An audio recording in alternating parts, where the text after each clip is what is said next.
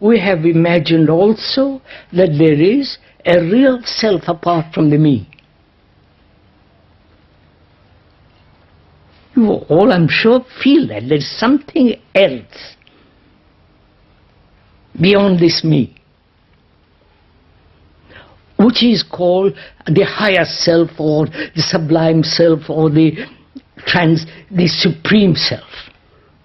The moment we use the word self or use any word to describe that which is beyond the self, the me, is still the self.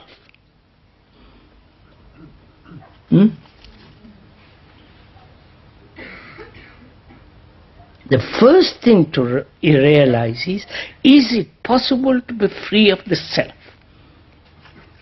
without becoming a vegetable, without becoming absent-minded, somewhat lunatic, and so on, so on, so on? Is it possible? Which means what? Is it possible to be totally free from attachment? That's one of the attributes, one of the qualities of the self, right? Right, sir? I am attached to my reputation. I am attached to my name. I am attached to my experience. I am attached to what I have said. And so on. So, is it possible to be free from all attachments? Work it out, sirs. If you really want to be free of the self, no attachment.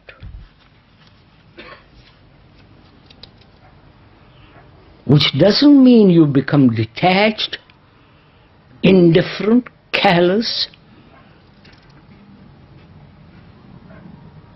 shut yourself away, which is another form of the self.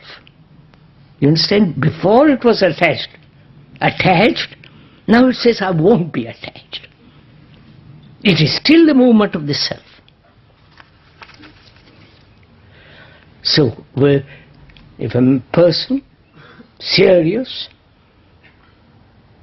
really concerned, because the world is divided, is this: the me and the you, we and they, we British and they French, rather the Irish.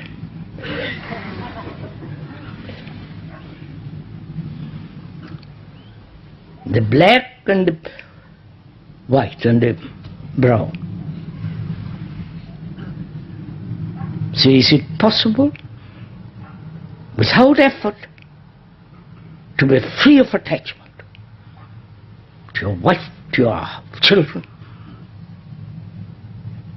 to your name? You can't very well be detached from your bank account if you have one. Then the bank profits from it. But to be detached, you know what it means? Not to be identified with anything. With your country, with your God, with your nothing.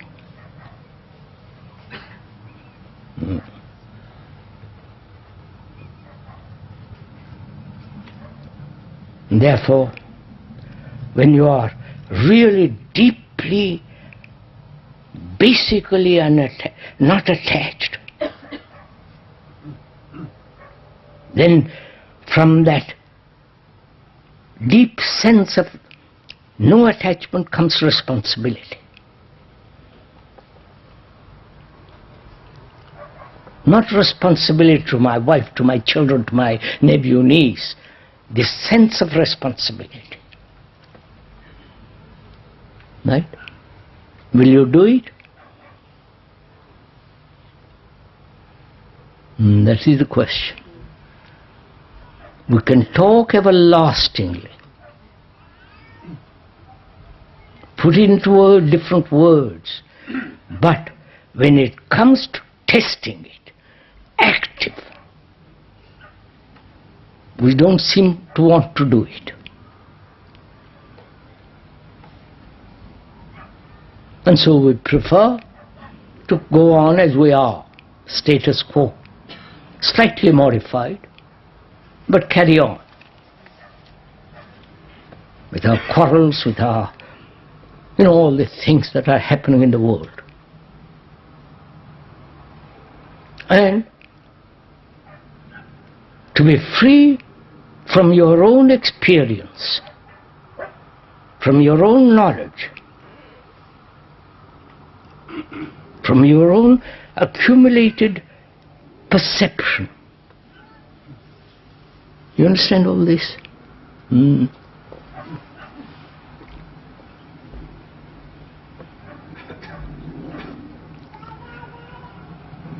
So, it is possible if you go at it.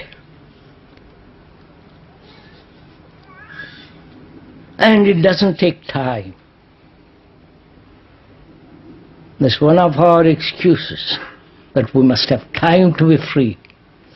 When you see one of the major factors of the self is attachment, and you see what it does in the world, and what it does in your relationship with another,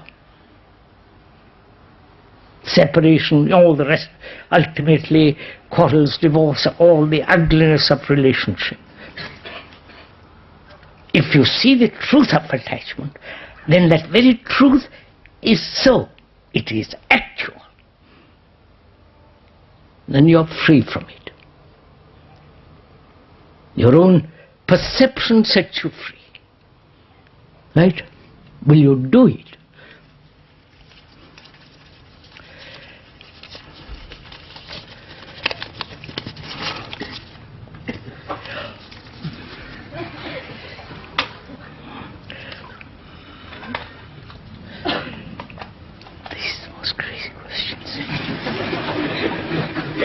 Will the practice of yoga, as it is being done in Europe and in America, help to bring about a spiritual awakening?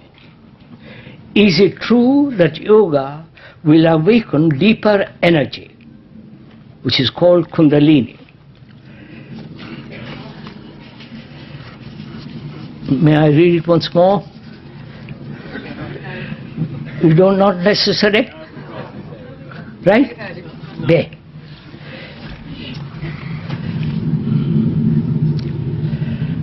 From the sublime to the ridiculous.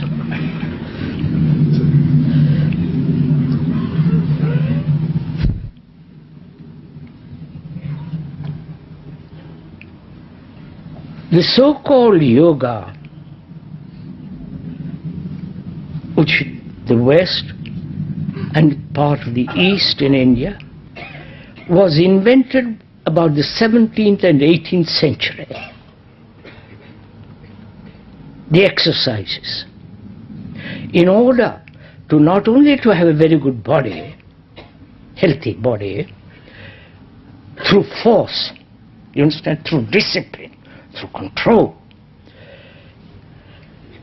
in order to awaken so-called higher energy. 17th, 18th century.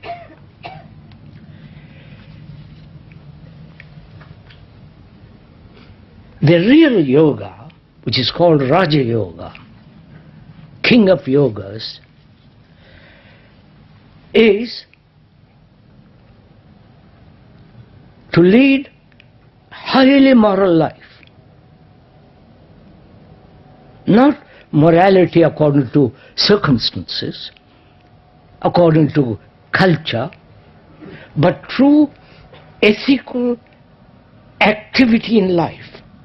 Not to hurt, not to drink, not to drug yourself, right amount of sleep, right amount of food, clear thinking, and acting morally